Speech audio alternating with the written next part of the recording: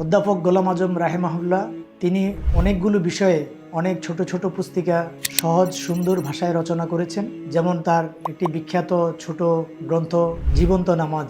এর মাধ্যমে আমরা নামাজের অন্তর্নিহিত যে শিক্ষা আছে সেটি আমরা অর্জন করতে পারি, নামাজকে কিভাবে সুন্দর করতে পারি সে বিষয়টা আমরা বুঝতে পারি এবং আমাদের জীবনে নামাজের যে বিভিন্ন আবেদন আছে সেটিকে আমরা কাজে লাগাতে পারি। এভাবে তিনি আরও বিভিন্ন বিষয়ে প্রায় 30টির মতো ছোট ছোট বই রচনা করেছেন এবং তিনি এগুলো সহজ ভাষায়, সুন্দর ভাষায়, প্রাঞ্জল ভাষায় রচনা করেছেন।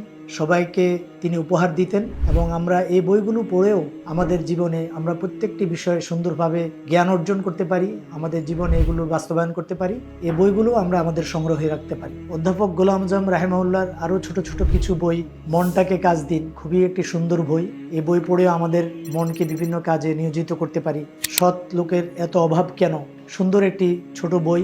মজবুত ইমান, সহি নেক আমল, এটি একটি সুন্দর বই।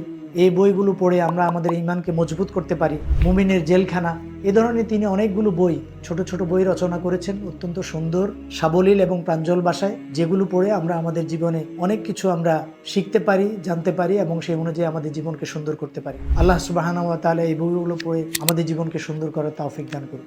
আমিন।